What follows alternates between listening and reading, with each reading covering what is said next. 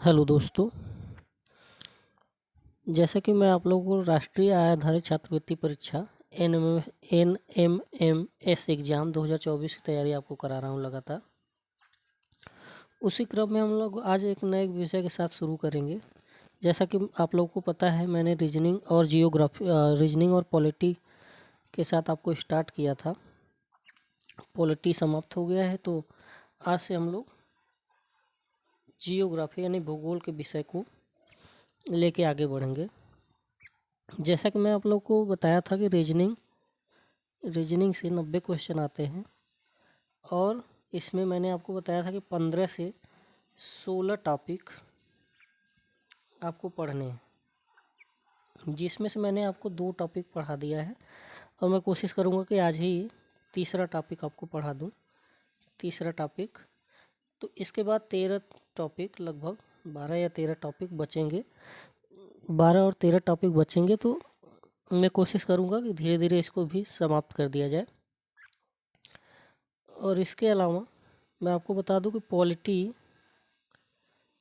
Polity के 6 lecture मैंने लिए हैं, और इसमें पॉलिटी समाप्त हो गया है। और आपको पता है कि पॉलिटी से 11 नंबर का प्रश्न आता ही है, 11 क्वेश्चन। तो अब आप मान सकते हैं उसको देखने के बाद कि कम से कम 10 क्वेश्चन आप तो कर ही ले जाएंगे।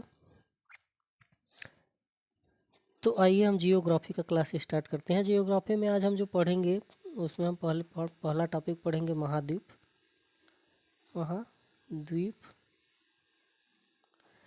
दूसरा हम टॉपिक पढ़ेंगे महासागर।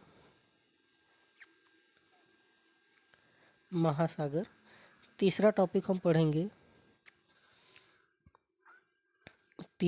हम पढ़ेंगे सौर मंडल।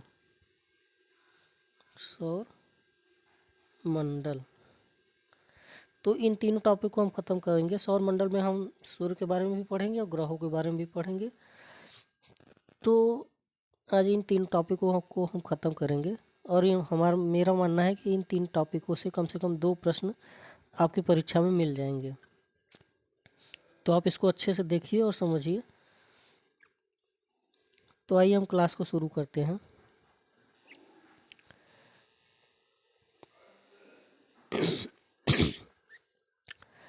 तो सबसे पहले हम देखते हैं महाद्वीप।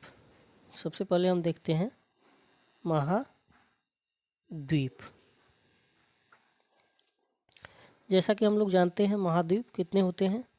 7 होते हैं। जैसा कि हम जानते हैं महाद्वीप कितने हैं, तो 7 महाद्वीप हैं। सातों का नाम यहाँ चित्र में दिया हुआ है। मैं बड़े से छोटे की तरफ क्रम से आपको बताऊंगा, और क्रम आपसे पूछा भी जाता है, सबसे बड़ा सबसे छोटा महाद्वीप कितने हैं, कितने महाद्वीप है। पर सबसे पहले तो पूरे विश्व में कितने महाद्वीप हैं, तो 7। और सबसे बड़ा कौन सा है, सबसे छोटा कौन सा है, कौन दूसरे नंबर पे है, इस तरीके का प्रश्न आपसे पूछा जाता है। तो आइए हम देखते हैं। सबसे पहले तो मैं आपको बता दूं कि इधर पश्चिम है और इधर पूर्व होता है। इधर क्या होता है? पूर्व, और इधर पश्चिम। ऊपर आपका होता है नॉर्थ,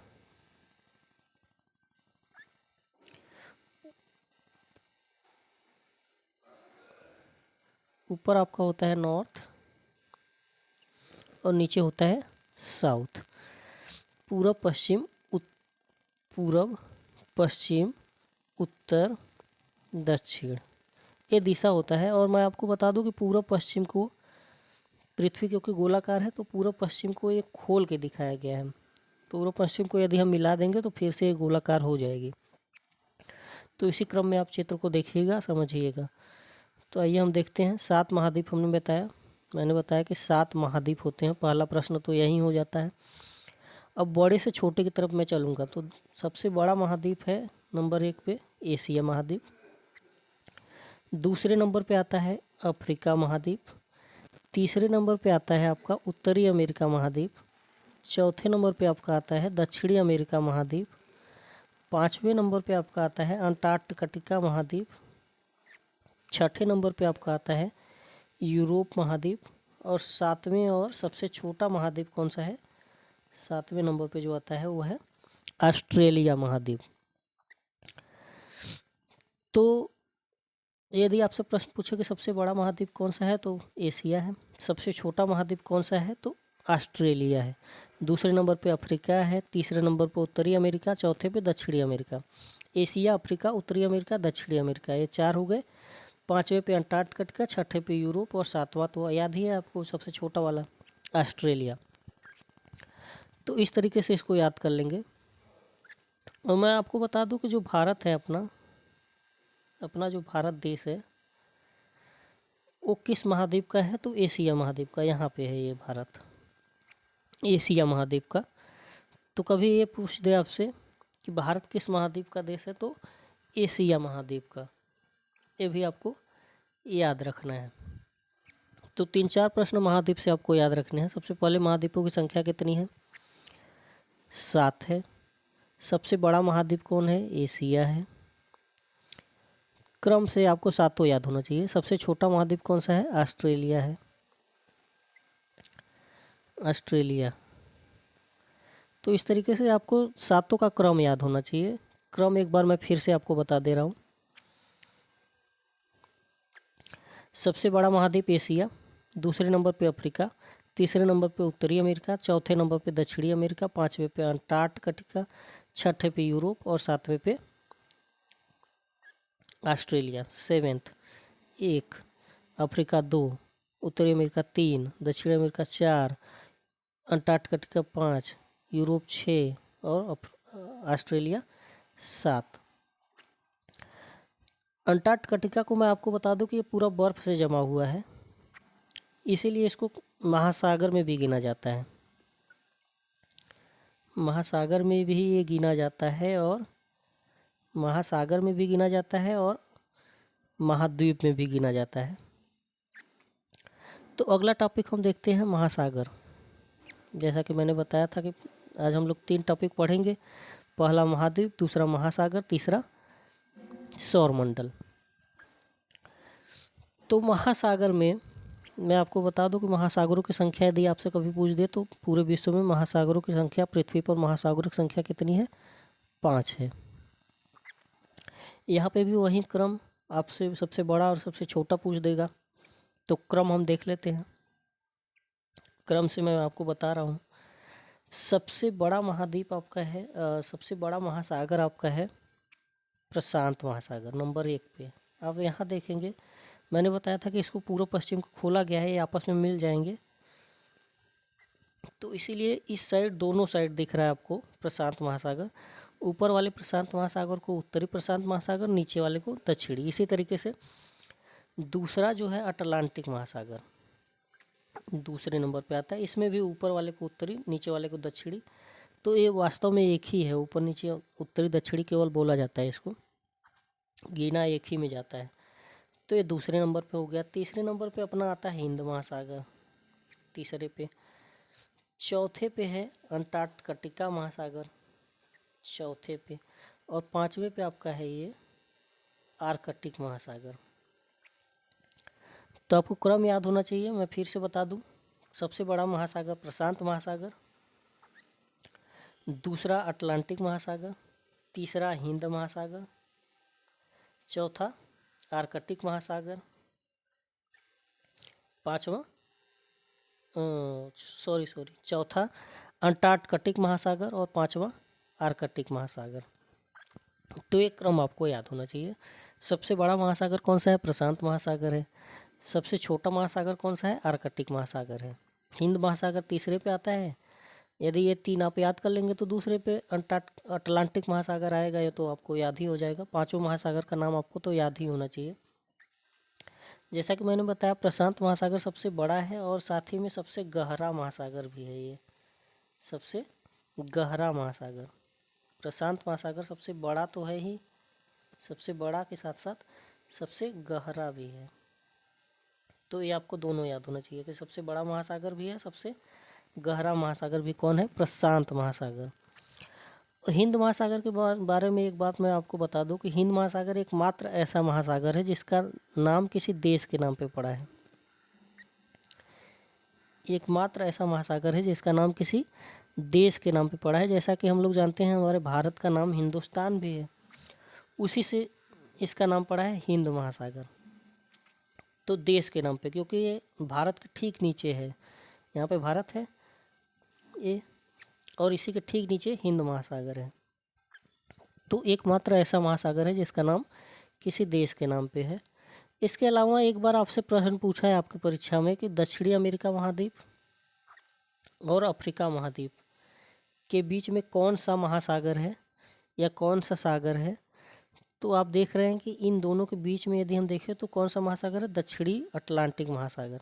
यहाँ से भूमध्य रेखा लगभग जाती है यहाँ से, तो भूमध्य रेखा के ऊपर के महासागर को उत्तरी और इसके नीचे को दक्षिणी बोल देते हैं।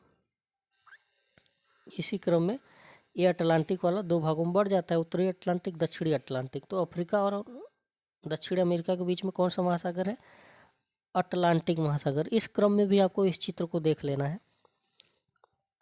कभी आपसे पूछ दे दक्षिण अमेरिका और अफ्रीका का तो पूछा ही है, कभी आपसे पूछ दे उत्तरी अमेरिका और यूरोप के बीच में कौन सा महासागर है, तो उत्तरी अटलांटिक महासागर। कभी आपसे पूछ दे कि एशिया और उत्तरी अमेरिका के बीच में कौन सा महासागर है, तो क्योंकि हमने बताया था कि ये दोनों जुड़ जाते हैं आपस में, एशिरा और एशिरा, तो कौन सा महासागर, उत्तरी प्रशांत महासागर। ऑस्ट्रेलिया और दक्षिण अमेरिका के बीच में कौन सा महासागर है, तो दक्षिणी प्रशांत महासागर। और कभी आपसे पूछ दे कि अफ्रीका ऑस्ट्रेलिया के बीच में कौन सा महासागर है, तो हिंद महासागर। या पूछ दे एशिया के नीचे कौन सा महासागर है या भारत के नीचे कौन सा महासागर है, तो भारत के दक्षिण में या एशिया के दक्षिण में कौन सा महासागर है, तो हिंद महासागर। इस क्रम में भी आपको इस चित्र को याद करना है। इसके अलावा मैं आपको बता दूं, इसके अलावा कुछ और बातें हैं जो मैं आपको बता देना चाहता हूं, क्योंकि प्रश्न यहाँ से पूछा जाता है कि जो विश्व के देश हैं, विश्व के पहले तो कितने देश हैं मान्यता प्राप्त, तो 193, क्योंकि यूनाइटेड नेशन जो संगठन है, संयुक्त राष्ट्र संघ, राष्ट्रों का संघ है वो, राष्ट्र मतलब देशों का संघ है, तो वो 193 देशों को मान्यता देता है। सबसे पहले तो यही। इसके बाद जो विश्व के देश हैं उनका जनसंख्या के क्रम में और क्षेत्रफल के क्रम में उनकी रैंकिंग, जनसंख्या के हिसाब से सबसे बड़ा देश कौन सा है और क्षेत्रफल के हिसाब से सबसे बड़ा देश कौन सा है, या जनसंख्या के हिसाब से सबसे छोटा देश कौन सा है, या क्षेत्रफल के हिसाब से सबसे छोटा देश कौन सा है। इस तरीके का प्रश्न पूछता है। तो पहले हम जनसंख्या वाला देखते हैं। जनसंख्या के हिसाब से सबसे पहले हम क्या करते हैं, जनसंख्या वाला देखते हैं। जनसंख्या, तो जनसंख्या के हिसाब से यदि हम देखें, पहले हम क्षेत्रफल वाला देख लेते हैं। क्षेत्रफल वाला देखने के बाद ज़्यादा आसान हो जाएगा चीज़ें। तो पहले हम क्षेत्रफल के हिसाब से देखते हैं। क्षेत्रफल के हिसाब से सबसे बड़ा देश कौन सा है, पहला है रूस, दूसरा है, हिंदी में लिख देता हूँ आपके लिए, क्षेत्रफल की दृष्टि से हम देख रहे हैं देशों का क्रम, तो पहला है रूस, दूसरा है कनाडा, तीसरा है अमेरिका, चौथा है चीन, पांचवा आपका है, ब्राज़ील, छठे पे आपका है ऑस्ट्रेलिया,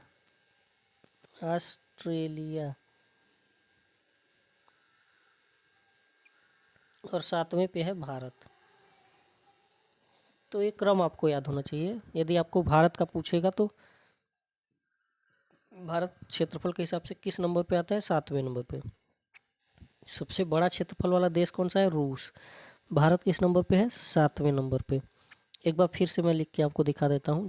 क्षेत्रफल के हिसाब से पहला है रूस, पहले नंबर पे रूस। दूसरे नंबर पे कनाडा, कनाडा। तीसरे नंबर पे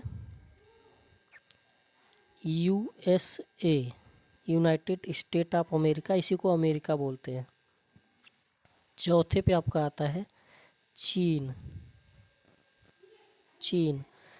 पांचवे पे आता है ब्राज़ील, ब्राज़ील। छठे पे आता है ऑस्ट्रेलिया, ऑस्ट्रेलिया। और सातवें पे आता है आपका अपना भारत। तो एक क्रम आपको क्षेत्रफल के हिसाब से याद होना चाहिए। क्षेत्रफल में हमारा देश यानी भारत किस नंबर पे आता है? 7वें नंबर पे। लगभग 2.4% क्षेत्रफल भारत का पूरे विश्व का लगभग 2.4% क्षेत्रफल भारत का है और ये 7वें नंबर पे आता है। इतनी बातें आपको याद होनी चाहिए। अब हम देख लेते हैं जनसंख्या के क्रम में। जनसंख्या के क्रम में यदि हम देखें तो पहले नंबर पे हमारा आता है भारत, पहले नंबर पे आता है भारत। दूसरे नंबर पे आता है आपका, दूसरे नंबर पे आता है चीन। तीसरे नंबर पे आता है यूएसए, अमेरिका, जिसको हम बोलते हैं United state of America, United state of America. चौथे नंबर पे आता है इंडोनेशिया, इंडोनेशिया, इंडोनेशिया। पांचवे पे आता है पाकिस्तान।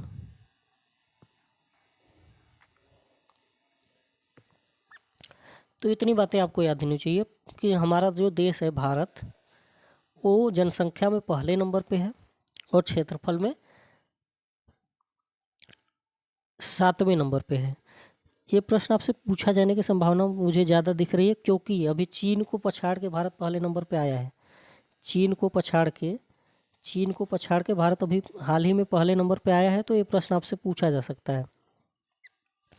भारत जो है अपना जो भारत है वो क्षेत्रफल में, भारत के बारे में हम दोनों बातें एक साथ देख लेते हैं। क्षेत्रफल के हिसाब से तो ये भारत जो है क्षेत्रफल के हिसाब से तो 7वें नंबर पे आता है। लगभग 2.4% पूरे विश्व का क्षेत्रफल में भारत का हिस्सा है। और जनसंख्या में भारत अपना जनसंख्या में पहले नंबर पे आता है। लगभग 18% मान लीजिए, लगभग 18% जनसंख्या, पूरे विश्व की 18% जनसंख्या भारत में रहती है। पूरे विश्व में यदि 100 लोग हैं तो उसमें से 18 लोग भारत में रहते हैं। इस तरीके से आप समझ सकते हैं। तो आइए हम आगे बढ़ते हैं। इतनी बातें आपको याद होनी चाहिए। अब हम आते हैं सौर मंडल पे।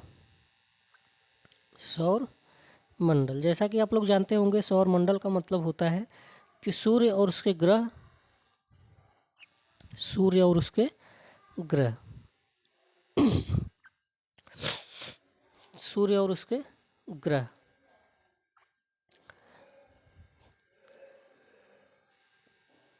तो सबसे पहले हम सूर्य के बारे में थोड़ी बातें देख लेते हैं। सूर्य क्या है? एक तारा है। कभी पूछ दे सूर्य क्या है? एक तारा है। और कभी आपसे क्वेश्चन पूछे कि सूर्य के ऊर्जा का स्रोत क्या है या किसी तारे के ऊर्जा का स्रोत क्या है, दोनों प्रश्न पूछे तो उत्तर एक ही होगा, नाभिकीय संलयन, नाभिकीय संलयन याद होना चाहिए आपको। कभी भी आपसे प्रश्न पूछ दे कि सूर्य या किसी तारे के पूछ दे कि सूर्य या किसी तारा, सूर्य पूछे कि सूर्य की ऊर्जा का स्रोत क्या है या पूछ दे कि तारे की ऊर्जा का स्रोत क्या है, तो नाभिकीय संलयन, नाभिकीय संलयन। नाभिकीय संलयन में होता क्या है? हाइड्रोजन के 2 अणु मिलते हैं और हीलियम का एक अणु बनता है, हीलियम He।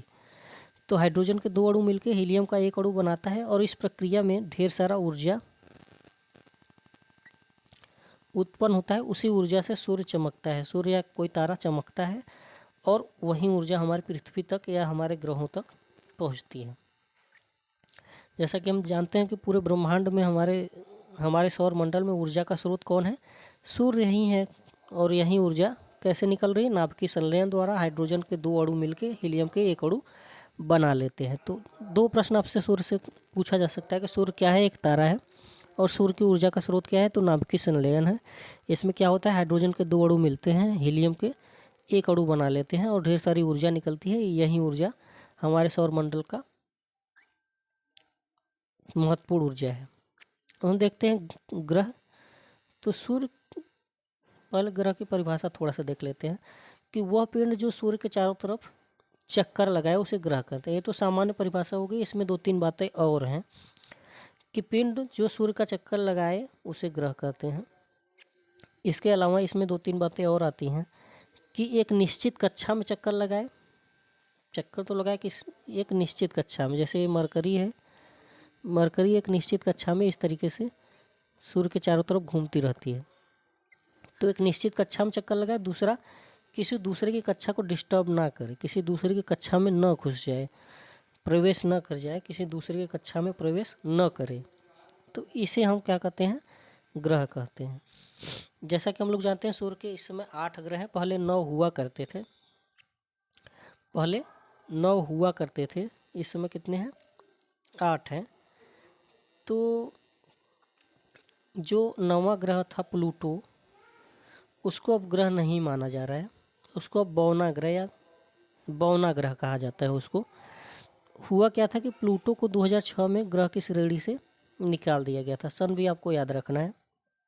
2006 में ग्रह की श्रेणी से निकाल दिया गया था। करता क्या था, क्या दिक्कत हुई थी कि एक निश्चित कक्षा में तो ये घूमता है, लेकिन ये जो है ये वरुण है, इसकी कक्षा में घुस जाया करता था बीच बीच में, इसकी कक्षा को काट देता था। तो इसीलिए इसको ग्रह की श्रेणी से निकाल दिया गया, क्योंकि एक निश्चित कक्षा में घूम रहा है लेकिन दूसरे कक्षा को डिस्टर्ब कर रहा था ये।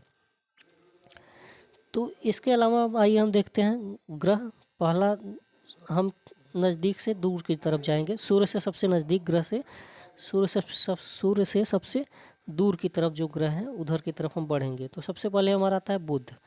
अंग्रेजी भी इसका देखते चलिए, मरकरी। दूसरा है वीनस, शुक्र जिसको बोलते हैं, शुक्र। तीसरा है हमारा पृथ्वी, अर्थ इसको बोलते हैं। मंगल चौथा है, मंगल, इसको मार्स बोलते हैं। अगला है जुपिटर, जिसको बृहस्पति बोलते हैं। अगला है शनि, जिसको सैटर्न बोलते हैं। अगला अरुण, इसको यूरेनस बोलते हैं। अगला है वरुण, जिसको बोलते हैं नेपच्यून। तो ये आपको क्रम याद होना चाहिए। बुध, शुक्र, पृथ्वी, मंगल, बृहस्पति, शनि, अरुण, वरुण। एक क्रम आपको याद होना चाहिए। बुध, शुक्र, पृथ्वी, मंगल, बृहस्पति, शनि, अरुण, वरुण। बुध, शुक्र, पृथ्वी, मंगल, बृहस्पति, शनि, अरुण, वरुण। ये आपको याद होना चाहिए।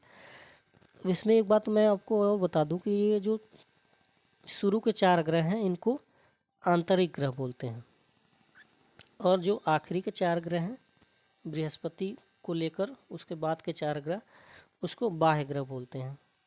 क्योंकि आंतरिक ग्रह की संरचना थोड़ी सी ठोस होती है और बाह्य ग्रह की संरचना गैसीय अवस्था में होती है, तो इसीलिए इसको बाह्य ग्रह बोलते हैं और अंदर वाले 4 को आंतरिक ग्रह बोलते हैं।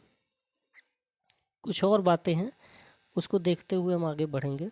एक ग्रह निकट से दूर वाला आपको एकदम याद होना चाहिए। अच्छा, सूर्य का प्रकाश पृथ्वी तक पहुंचने में कितना समय लगता है? यदि आपसे कभी प्रश्न पूछ दे तो 8 मिनट 20 सेकेंड या 8.3 मिनट। सूर्य का प्रकाश पृथ्वी तक पहुंचने में 8 मिनट 20 सेकेंड या 8.3 मिनट का समय लगाता है। और खगोलीय पिंड मतलब किसी ग्रह से ग्रह या सूर्य से किसी दूसरे तारे या सूर्य से पृथ्वी के बीच की दूरी मापनी हो तो हम किस में मापते हैं? प्रकाश वर्ष में। तो कभी आपसे पूछ दे, विज्ञान में अक्सर पूछता रहता है कि प्रकाश वर्ष किसका मात्रक है? तो दूरी का मात्रक है। प्रकाश वर्ष होता क्या है? तो आप लोग जानते ही होंगे कि प्रकाश द्वारा एक वर्ष में चली गई दूरी को हम 1 प्रकाश वर्ष कहते हैं। आकाशीय पिंडों के बीच की दूरी को मापता है और दूरी का मात्रक है, ये याद रखना है। प्रकाश वर्ष किसका मात्रक है? दूरी का। प्रकाश वर्ष का यहाँ पे मान दिया हुआ है 9.46 गुणे 10⁻12, 10⁻12 याद रखना है, थोड़ा सा दिमाग में रख लीजिए। अगला जो प्रश्न है, सूर्य के बाद पृथ्वी के सबसे निकटतम तारा कौन सा है? सूर्य तो सबसे निकट है पृथ्वी के तारों में, क्योंकि मैंने बताया सूर्य एक तारा है। तो सूर्य के सबसे निकटतम पृथ्वी के सबसे निकटतम तारा कौन सा है? सूर्य।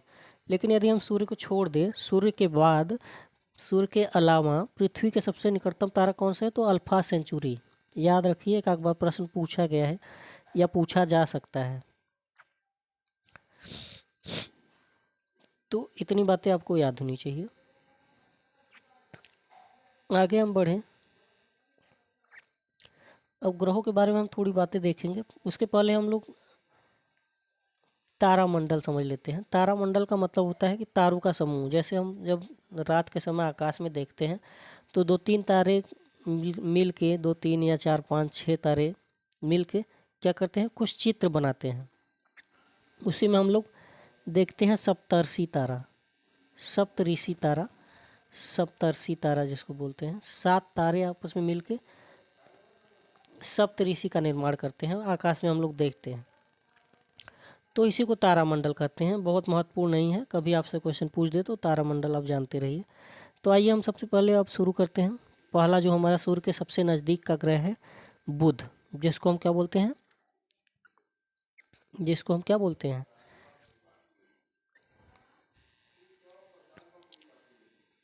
सूर्य के सबसे नज़दीक ग्रह को मरकरी बोलते हैं, मरकरी।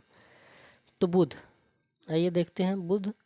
तो पहली बात बुध के बारे में याद करना है हमको कि ये सूर्य का सबसे निकटतम ग्रह है। जैसा कि हमने चित्र में ही देख लिया, इसका अपना कोई उपग्रह नहीं है। दूसरी बात याद रखना है कि इसके पास कोई उपग्रह नहीं है। तीसरी बात कि बुध के पास कोई वायुमंडल नहीं है, बुध के चारों तरफ कोई वायुमंडल नहीं है। और ये सबसे कम समय में सूर्य का चक्कर लगा लेता है, 88 दिन में। 4 बातें बुध के बारे में याद रखना है कि इसका, ये सूर्य का सबसे निकटतम ग्रह है। दूसरा, इसका कोई उपग्रह नहीं है। तीसरा, इसके चारों तरफ कोई वायुमंडल नहीं है।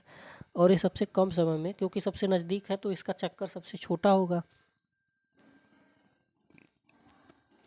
तो यही कारण है कि ये सूर्य का सबसे कम समय में चक्कर लगा लेता है, 88 दिनों में। अगला हम देखते हैं शुक्र, वीनस। शुक्र सूर्य का दूसरा निकटतम ग्रह है। चित्र में हमने देखा है, वहाँ से आपको याद हो जाना चाहिए। इसके पास भी कोई उपग्रह अपना नहीं होता है। संध्या या भोर का तारा कहा जाता है। ये प्रश्न एक बार पूछा गया है, सांझ या भोर का तारा किस ग्रह को कहते हैं? तो शुक्र को। और शुक्र को पृथ्वी के जुड़वा बहन भी कहते हैं। शुक्र के 3-4 बात आपको महत्वपूर्ण है। पहला तो सूर्य का दूसरा निकटतम ग्रह है, तो आपको याद ही हो गया। इसके पास भी अपना कोई उपग्रह नहीं है। इसे संध्या या भोर का तारा भी कहते हैं। 2 नाम इसके हैं, संध्या या भोर का तारा।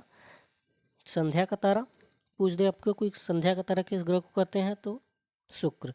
या भोर का तारा, सुबह का तारा किसे कहते हैं? तो भी शुक्र। यदि आपको पूछ दे कि पृथ्वी के जुड़वा बहन किस ग्रह को कहते हैं? तो शुक्र। इतनी बातें आपको याद होनी चाहिए। क्यों? क्योंकि इसका आकार पृथ्वी के लगभग समान होता है, इसीलिए इसको पृथ्वी की जुड़वा बहन कहते हैं।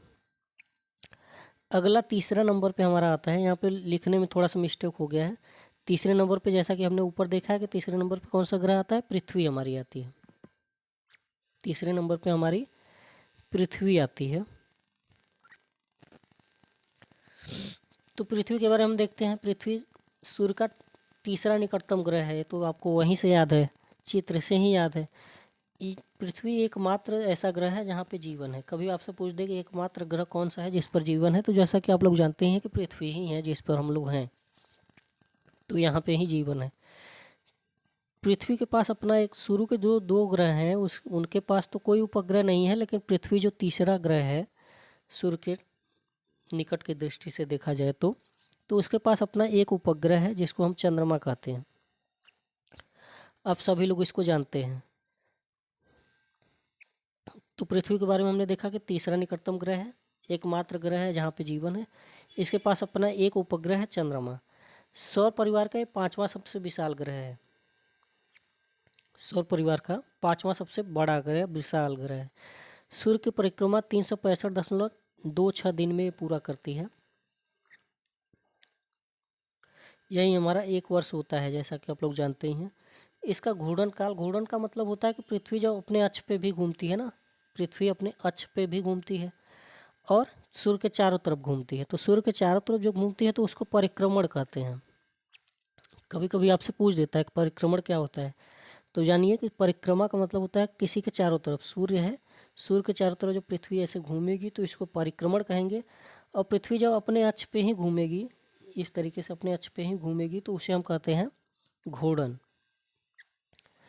तो परिक्रमण तो पृथ्वी का होता है 365.26 दिन, लेकिन घूर्णन काल कितना होता है 23 घंटे 56 मिनट 4 सेकेंड, लगभग 24 घंटे। यही हमारा एक दिन के बराबर होता है, इसी को हम एक दिन मानते हैं।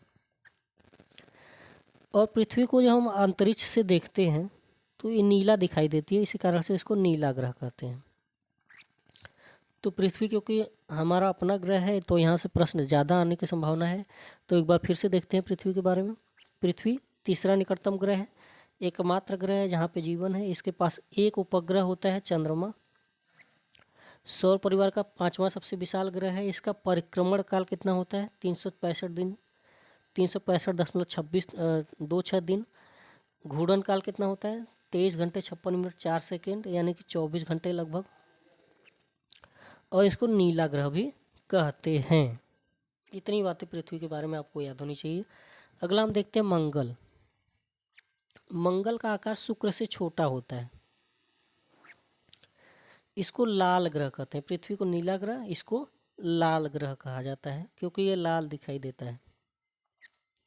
इसके पास अपना 2 उपग्रह हैं। पृथ्वी के पास एक, इसके पास 2 उपग्रह हैं, डेमोस और फोबोस। याद होना चाहिए, एक बार नाम पूछ देता है कभी कभी। इस पर जीवन की संभावना है, याद रखिए संभावना है, और पृथ्वी पर जीवन है, दोनों में अंतर है। वहाँ पे संभावना है और यहाँ पे है। तो शुक्र से छोटा है, लाल ग्रह के नाम से जाना जाता है। इसके 2 उपग्रह है, डेमोस और फोबोस। इस पर जीवन की संभावना अभी तक जताई जा रही है, बताया जा रहा है कि संभव हो सकता है कि वहाँ पे जीवन हो। आगे बढ़ते हैं, हम 5वें ग्रह पे देखते हैं। 5वां ग्रह हमारा है बृहस्पति। बृहस्पति से प्रश्न पूछा गया है एक बार। बृहस्पति के पास इस समय लगभग 95 उपग्रह हैं। तो सौर परिवार का सबसे विशाल ग्रह है बृहस्पति। सौर परिवार का सबसे विशाल ग्रह है, चाहे आकार की दृष्टि से देख लें या तो द्रव्यमान की दृष्टि से देख लें, भार की दृष्टि से देख लें। दोनों ही दृष्टियों से बृहस्पति सौर परिवार का, सौर परिवार मतलब सौर मंडल को सौर परिवार भी बोलते हैं। तो सौर परिवार का सबसे विशाल ग्रह कौन सा है पूछ दे तो बृहस्पति। ये अपना एक चक्कर कितने समय में लगाता है 11.86 वर्ष। थोड़ा सा ध्यान देने वाली बात है। इसके पास ढेर सारे उपग्रह हैं, जैसा कि मैंने बताया लगभग 95 उपग्रह इसके पास हैं। आगे बढ़ते हैं, हम लोग शनि के पास आते हैं। शनि 6ठे नंबर का है दूरी के हिसाब से देखें तो हम। बृहस्पति के पास दूसरा विशालतम ग्रह है। द्वितीय विशालतम ग्रह यदि पूछ दे आपसे तो शनि। इसके चारों तरफ छल्ले बने हुए होते हैं, जैसा कि चित्र में मैंने आपको बना के दिखाया था। इसके चारों तरफ छल्ले बने होते हैं, इस तरीके से छल्ले दिखाई देते हैं। तो कभी आपसे पूछ दे कि छल्ले किस ग्रह पे दिखते हैं तो इस पे। और शनि के पास अभी तक लगभग 121 उपग्रह हैं। तो यदि कभी क्वेश्चन आपसे पूछ दे कि किस ग्रह के पास सबसे अधिक उपग्रह हैं तो शनि इस समय वर्तमान में, बदलता रहता है। बृहस्पति और शनि इस टक्कर में आपस में लगे रहते हैं क्योंकि इसके पास हमने बताया 95 हैं। कुछ समय पहले बृहस्पति के पास ज़्यादा उपग्रह थे, लेकिन अभी हाल ही में ढेर सारे उपग्रह खोजे गए शनि का, तो शनि के उपग्रह 121 हो गए। तो वर्तमान में शनि के पास सबसे अधिक उपग्रह हैं, ये आपको याद रखना है। आगे हम देखते हैं अरुण, 7वें नंबर का दूरी के हिसाब से हम देखते हैं। दूरदर्शी, सूक्ष्मदर्शी जिसको कहते हैं, नहीं सूक्ष्मदर्शी नहीं, दूरदर्शी, दूर खगोल पिंडों को देखने के लिए जो यंत्र प्रयोग होता है उसको हम दूरदर्शी कहते हैं। तो दूरदर्शी की सहायता से खोजा जाने वाला पहला ग्रह यदि आपसे कभी पूछ दे तो अरुण है। इसके पास लगभग 21 उपग्रह हैं। इनका उपग्रह आपसे नहीं पूछा जाएगा, महत्वपूर्ण नहीं है। अगला देखते हैं वरुण। वरुण के पास, वरुण सबसे दूर स्थित ग्रह है, 8वां ग्रह, सूर्य के सबसे दूर है क्योंकि 8वें नंबर पे है। दूरदर्शी की सहायता से खोजा जाने वाला दूसरा ग्रह है। इतनी ही बातें आपको याद रखनी है। अब देखते हैं हम क्षुद्र ग्रह। यहाँ से प्रश्न आपसे पूछा गया है। क्षुद्र ग्रह किसको कहते हैं? छोटे छोटे जो पिंड होते हैं ग्रहों के बीच में घूमते रहते हैं, ग्रहों के चारों तरफ, उनको हम कहते हैं क्षुद्र ग्रह। तो आपसे प्रश्न जो पूछता है ये पूछता है कि क्षुद्र ग्रह या इनको ग्रहिकाएं भी बोलते हैं, ग्रहिकाएं, क्षुद्र ग्रह या ग्रहिकाएं बोलते हैं इनको। एक किन दो ग्रहों के बीच में है यदि आपसे कभी प्रश्न पूछ दे तो मंगल और बृहस्पति। वहीं 4 के बाद आंतरिक ग्रह और बाह्य ग्रह के बीच में, यानी मंगल और बृहस्पति के बीच में क्षुद्र ग्रह की पेटी पाई जाती है। कभी आपसे पूछेगा तो आप लगाइएगा मंगल और बृहस्पति। क्षुद्र ग्रह की पेटी किन ग्रहों के बीच में पाई जाती है? तो मंगल और बृहस्पति। ये आपको याद रखना है। आगे थोड़ा सा चंद्रमा के बारे में हम देखेंगे और क्लास को यहीं पे ख़त्म करेंगे। चंद्रमा, जैसा कि हम लोग जानते हैं चंद्रमा क्या है? उपग्रह है। क्या है? उपग्रह है। उपग्रह है किसका? पृथ्वी का। अपने पृथ्वी का क्या है ये? उपग्रह है। चंद्रमा पृथ्वी का उपग्रह है। एक बार आपसे पूछा गया कि चंद्रमा के अध्ययन को क्या कहते हैं? चंद्रमा के अध्ययन को क्या कहते हैं? तो सेलेनोग्राफी या सेलेनोडेसी। सेलेनोग्राफी या सेलेनोडेसी। जब कभी आपसे पूछ दे तो आप इसी को टिक करेंगे। चंद्रमा के अध्ययन को क्या कहते हैं? सेलेनोग्राफी या सेलेनोडेसी। पिंड जो ग्रह का चक्कर लगाए उन्हें क्या कहते हैं? उपग्रह कहते हैं। ये तो परिभाषा हो गया उपग्रह का। तो चंद्रमा भी एक उपग्रह है किसका? पृथ्वी का। पृथ्वी का एकमात्र उपग्रह कौन है? चंद्रमा है। एक ही उपग्रह है पृथ्वी के पास, ऊपर हमने पढ़ा है, वो है चंद्रमा। चंद्रमा पर पहुंचने वाले सबसे पहला व्यक्ति यदि आपसे पूछ दे तो नील आर्मस्ट्रांग, जैसा कि आप लोग जानते ही होंगे।